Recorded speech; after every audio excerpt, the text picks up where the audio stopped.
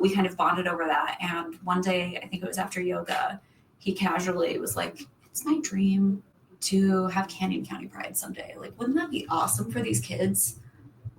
Like, to be able to know that in Canyon County, people want to show up for them. Other than this one Thursday a week. Yeah. And I was like, absolutely, that would be incredible. And he was like, do you think we could do it this year? And it was April. Oh, wow. And I was like, yes. I mean, like, what's the harm in applying? You know, like, throw in an application. He's like, yeah, let's do it at Indian Creek. I was like, okay, throw in an application. Don't you dare tell me this dream if you're not committed to it, because I will make this happen. Like, and he's like, oh, no, you don't know me well enough, but we're making this happen if we're like, are we doing this? And I was like, yes. Are we doing this? And he was like, yes. So he handed an application. Indian Creek said no, they were too busy. I don't know if that's true. And then we applied for Lakeview Park. And then I believe it was May 7th, I want to say. They notified us that we were approved. And on the application, we said like 50 to 100 people in front of the Rose Garden. And we're just going to have a little picnic, you know? Yeah. And we kind of figured, like, worst case scenario, we would text all the queerdos that we know, text like hookups that we'd had or something, and be like, come to the park. We're throwing Pride, because we don't get Pride in June in Boise. And it's like an important part of being queer is like celebrating in June. So, you know, wouldn't you come to a picnic in the park? Absolutely. Yeah. Casey, wouldn't you just come bring your own lunch? We thought it would be like a potluck situation with like 50 people. And then it slowly got more and more interest as we like put the word out there. But I think he and I were probably working 20 hours a day from the day we heard about it until day after, probably, because of the timeline. You know, when you have 21 days to plan a festival, it gets really, really chaotic, really, really fast.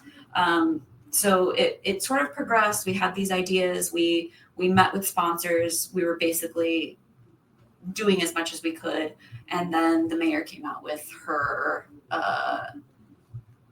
completely bigoted, homophobic press release. And of course. Of course, which is so sad that like that's the of course, but you're right, of course. And basically said like, well, we would not let you do this, but unfortunately the First Amendment exists, so we can't do it. Our lawyers say we have to let you be here. So we, which was a gift in a lot of ways. It was a huge gift, because national news picked it up. We had a story in the Washington Post, and from then it was just like more fuel for this incredible. Like we were planning on a little fire, a little family fire to roast marshmallows over, and it turned into a beautiful, warm, heavenly celebration for almost 4,000 people. So it was crazy, and I think. We continually had to keep making adjustments. Like, we originally ordered 100 shirts and then like kept ordering more and more and more. Originally didn't have any, fencing, security guards or anything. And then we started getting death threats, and we're like, okay, how do we protect our community? And then we got fencing, and then had to keep moving that back and making a bigger and bigger footprint, which you were both there. As you know, it was completely packed. Like people were sitting on laps type of a thing. So it was a packed it house. Is good to know that we have about 3 times the amount of space this year. So it will probably be another packed house, but at least you won't have to starting then. And I just want to make it clear for everyone listening who isn't local.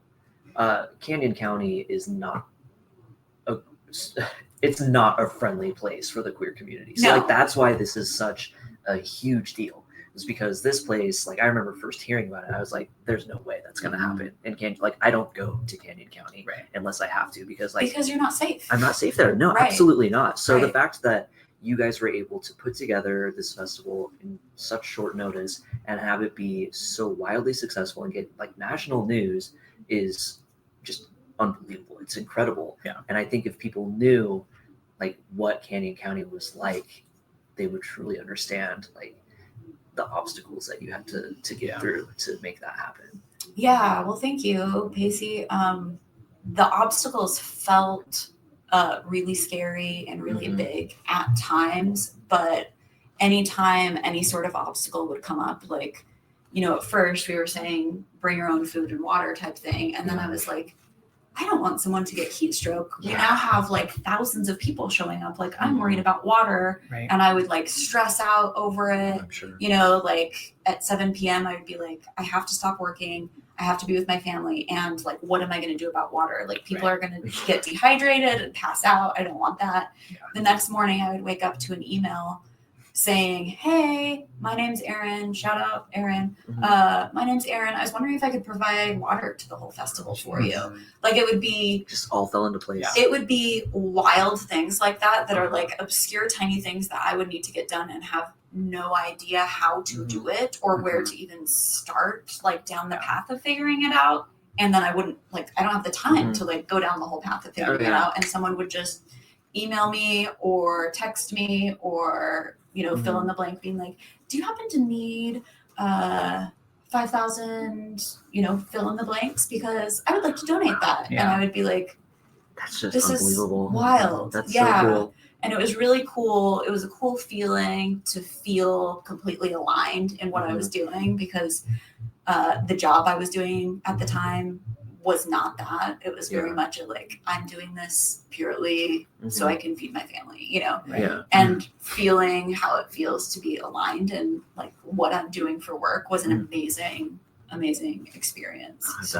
That's so cool. I think that just goes to show you too, when you're doing something that the community really wants or is ready for, everything just kind of comes together. We had a similar experience with the march where we just had to say, let's do it. And then all these people just came out of the woodwork, because it was like, now is the time for this to happen. Absolutely. So